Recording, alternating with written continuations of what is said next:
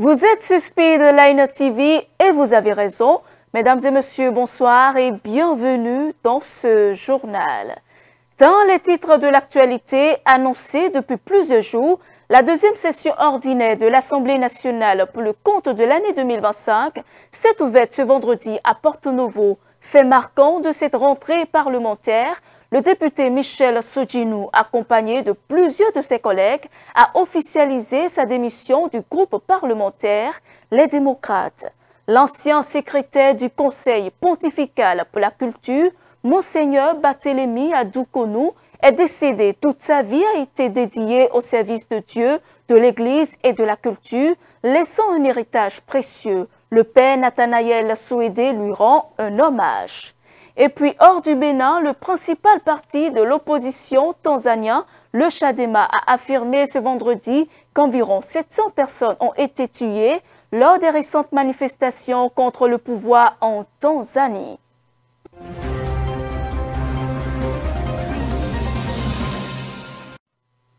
Merci de nous rejoindre pour ce journal. Le parti d'opposition, les démocrates, continue sa traversée de zones de turbulence.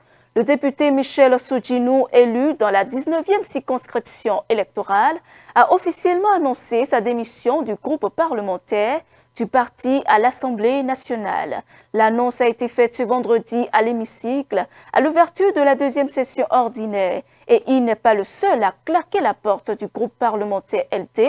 Suivant.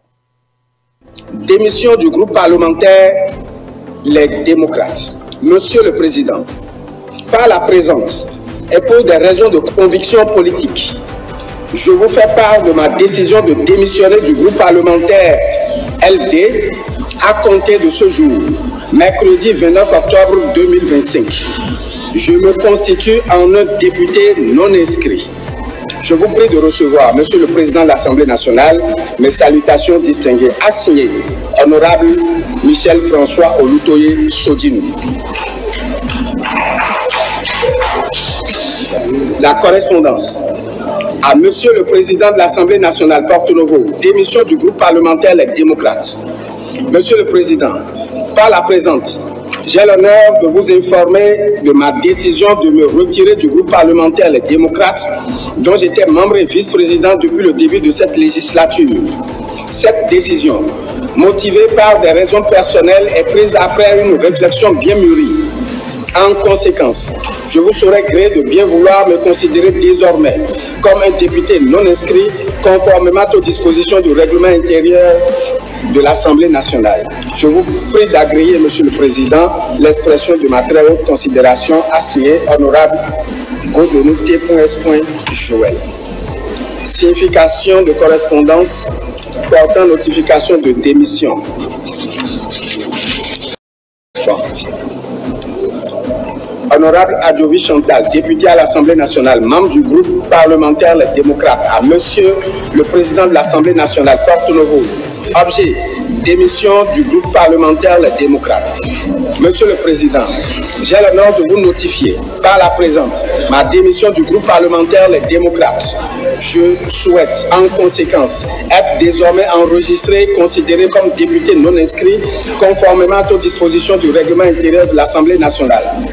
Je vous prie d'agréer, Monsieur le Président, l'assurance de ma très haute considération assignée à Adjovi Chantal. Signification de correspondance portant notification de démission. Honorable Dorego Léansou, député à l'Assemblée nationale, membre du groupe parlementaire Les Démocrates, Cotonou le 30 octobre 2025, à Monsieur le Président de l'Assemblée nationale, Porto-Novo. Objet, démission du groupe parlementaire Les Démocrates. Monsieur le Président, conformément aux dispositions du règlement intérieur, j'ai l'honneur de vous informer de ma démission du groupe parlementaire Les Démocrates. Cette démarche vise à me permettre de poursuivre librement l'exercice du reste de mon mandat dans un cadre plus conforme à mes convictions personnelles. Je vous prie, en conséquence, de bien vouloir me considérer désormais comme un député non inscrit. Veuillez agréer, Monsieur le Président, l'expression de mes salutations respectueuses. Signification de correspondance portant notification de démission. Cotonou le 30 octobre 2025. Honorable Roumenou Denise, député à l'Assemblée nationale, membre du groupe parlementaire Les Démocrates. À Monsieur le Président de l'Assemblée nationale, Porto Novo, objet, démission du groupe parlementaire Les Démocrates. Monsieur le Président, j'ai l'honneur de vous notifier par la présence ma démission du groupe parlementaire Les Démocrates. Je souhaite en conséquence être désormais enregistré et considéré comme député non inscrit conformément aux dispositions du règlement intérieur de l'Assemblée nationale. Je vous prie d'agréer, Monsieur le Président, l'assurance de ma très haute considération assignée Honorable Roumenou Denise. Cotonou, le 30 octobre 2025. Honorable Naoum Constant, à Monsieur le Président de l'Assemblée nationale, Porto Novo. Objet, démission du groupe parlementaire Les Démocrates. Monsieur le Président, par la présente, j'ai l'honneur de vous informer de ma décision de me retirer du groupe parlementaire Les Démocrates, dont j'étais membre et vice-président depuis le début de cette législature. Cette décision, motivée par des raisons personnelles, est prise après une réflexion bien mûrie. En conséquence, je vous saurai gré de bien vouloir me considérer désormais comme un député non inscrit conformément aux dispositions du règlement intérieur de l'Assemblée nationale. Je vous prie d'agréer, Monsieur le Président, l'expression de ma très haute considération assignée Honorable Naoum Constant. En prélude à cette rentrée parlementaire, le porte-parole du président, Louis Vlavonou Vitali Botton, a présenté à la presse les grandes lignes d'une session consacrée principalement à l'examen du budget de l'État pour la gestion 2026. Suivons le reportage.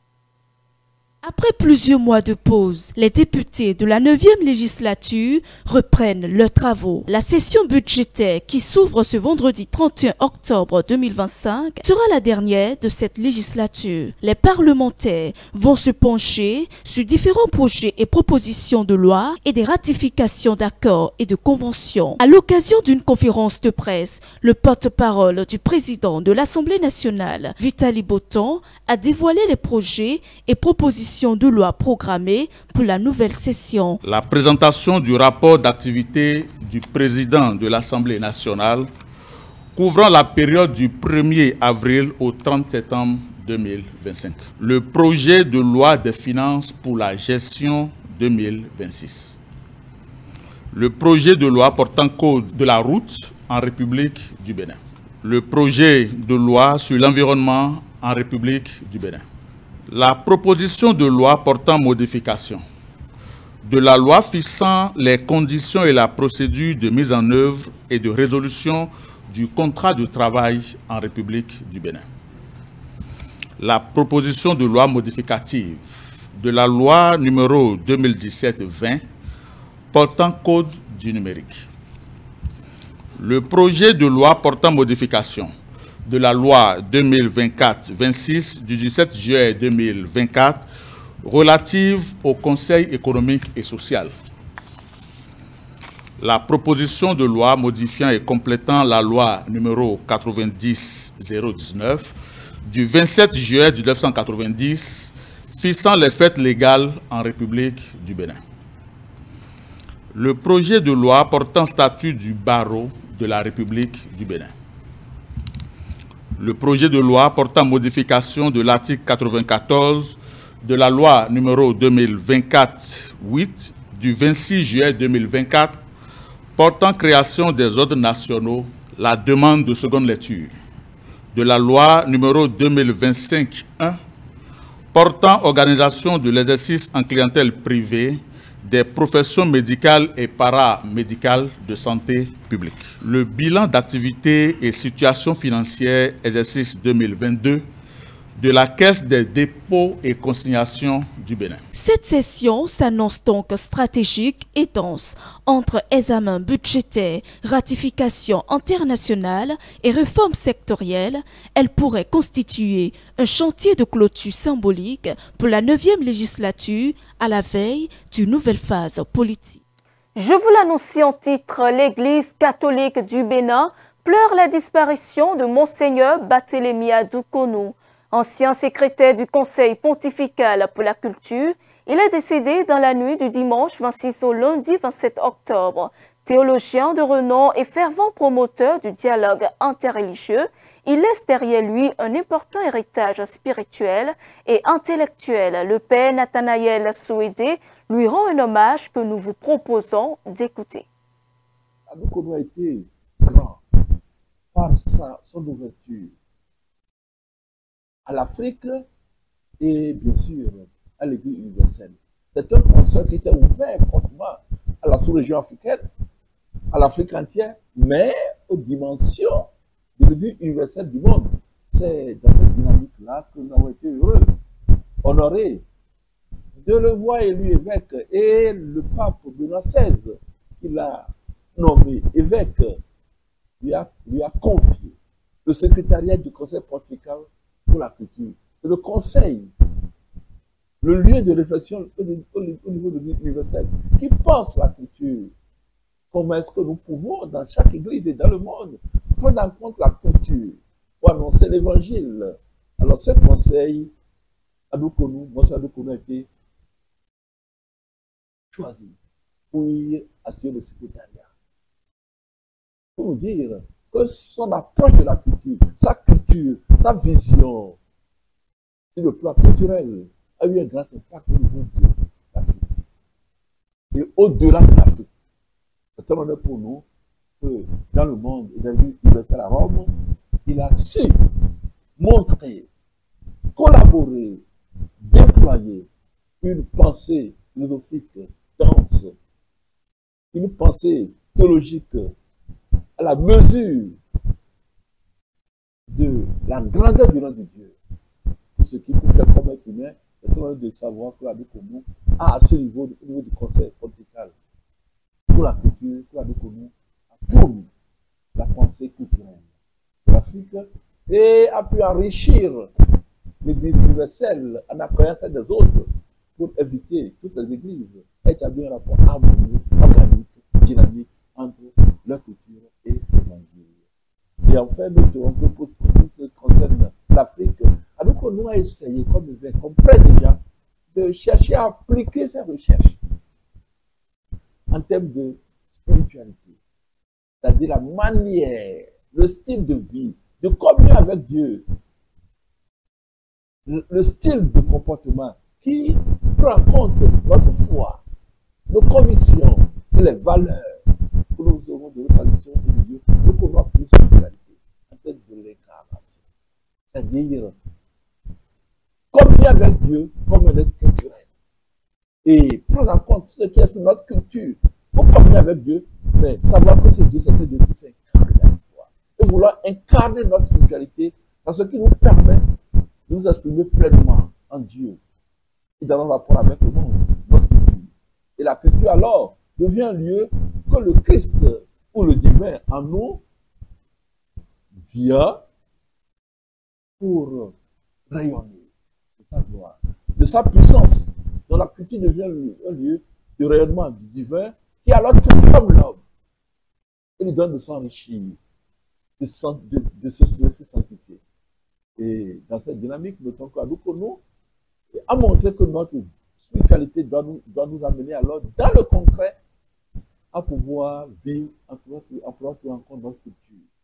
Mais en actualité internationale à présent, la Tanzanie, pays de 68 millions d'habitants, a sombré dans la violence ce mercredi, jour d'élections présidentielles et législatives organisées sans opposition. Les deux principaux rivaux de la présidente Samia Suluhu Hassan ayant été emprisonnés, selon le parti d'opposition Chadema, environ 700 personnes auraient perdu la vie lors de ces violences. Le reportage. Depuis mercredi, la Tanzanie est secouée par de violentes manifestations post-électorales Selon le principal parti d'opposition Chadema, environ 700 personnes auraient été tuées depuis le début des violences.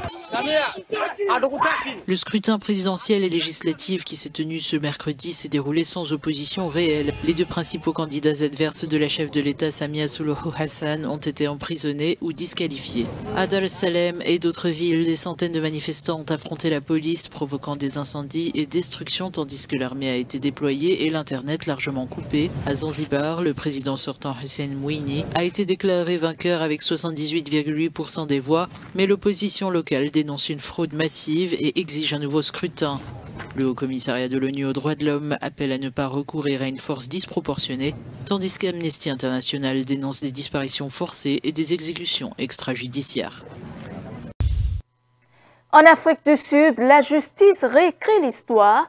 Un tribunal a réfuté ce jeudi l'explication officielle de la mort du prix Nobel de la paix Albert Luthuli. Il ne serait pas décédé percuté par un train en 1967, comme l'affirmaient les autorités de l'époque, mais d'une agression de la part des forces de l'ordre du régime de l'apartheid. Cette décision est importante pour l'ensemble du pays. Suivons. En Afrique du Sud, un tribunal a réfuté jeudi 30 octobre l'explication officielle de la mort d'Albert Luthuli. Le prix Nobel de la paix ne serait pas décédé percuté par un train en 1967, comme ont affirmé les autorités de l'époque. Il serait en réalité décédé des suites d'une agression de la part des forces de l'ordre du régime de l'apartheid. Même s'il est peu probable que des poursuites soient engagées contre les 7 suspects décédés pour certains et introuvables pour d'autres, la cour de Pietermaritzburg, à l'est de l'Afrique du Sud, réécrit l'histoire avec cette décision importante pour la famille du défunt et pour le pays. Le meurtre d'Albert Luthuli a été camouflé avec la complicité des employés de la compagnie ferroviaire sud-africaine pour faire croire à un accident. Albert Luthuli a dirigé l'ANC de 1952 jusqu'à sa mort. Depuis le début de l'année 2025, le choléra progresse en Afrique. L'épidémie touche 32 pays à travers 5 régions de l'OMS, mais l'Afrique demeure la région la plus affectée. Les flambées les plus graves concernent le Soudan, la République démocratique du Congo et l'Angola. Les crises humanitaires, les déplacements de population et le manque d'accès à l'eau potable favorisent la propagation de la maladie. Le reportage. Le Centre africain de contrôle et de prévention des maladies indique que depuis le début de l'année 2025, près de 300 000 cas de choléra ont été enregistrés sur le continent africain, dont 6 800 décès, soit un taux de létalité de 2,3%. Ce chiffre marque une hausse significative par rapport à 2024. 32 pays sont touchés, l'Afrique subit les flambées les plus graves. Le Soudan du Sud, la République démocratique du Congo et l'Angola subissent des crises humanitaires, des déplacements de population et un manque d'accès à l'eau potable, favorisant la propagation du choléra. Le partenariat mondial de lutte contre le choléra, dirigé par l'Organisation mondiale de la santé, coordonne la réponse à travers la distribution de vaccins, la surveillance épidémiologique et le soutien aux systèmes de santé nationaux. La production de vaccins reste limitée avec un seul fabricant mondial basé en Corée du Sud. Pour y remédier, la Zambie a signé en octobre 2024 un accord avec la société chinoise JIJA Medical Technology pour créer une usine de vaccins sur le continent. Le choléra provoque une diarrhée aqueuse sévère et des vomissements, entraînant rapidement une grave déshydratation pouvant causer la mort. Quel avenir pour le Sahara occidental? La question sera au cœur d'un vote crucial. Ce vendredi, aux Nations Unies, le Conseil de sécurité doit adopter une résolution renouvelant le mandat de la mission onusienne chargée depuis 1991 d'organiser un référendum. Mais cette année, le test présenté par les États-Unis a été profondément remanié. C'est après moi. Le Conseil de sécurité des Nations Unies doit voter ce vendredi une résolution qui clarifie la position internationale sur le Sahara occidental. Selon l'ONU, une autonomie de ce territoire au sud du Maroc, sous souveraineté marocaine, pourrait constituer la solution la plus viable au conflit qui dure depuis 50 ans. Le Maroc considère ce territoire comme le sien et s'oppose au Front Polisario soutenu par l'Algérie, qui aspire à la création d'un État indépendant. Le plan d'autonomie présenté pour la première fois par le Maroc aux Nations Unies en 2007 prévoit la mise en place d'une autorité législative, exécutive et judiciaire locale pour le Sahara occidental élu par ses habitants, tandis que Rabat contrôlerait la défense, les affaires étrangères et la région. Le Front Polisario, quant à lui, souhaite organiser un référendum avec l'indépendance comme option. Et c'est ainsi que s'achève ce journal. Merci de l'avoir suivi. Suivez-nous en continu sur speedlinetv.bg/live et sur nos différents canaux digitaux Facebook et YouTube.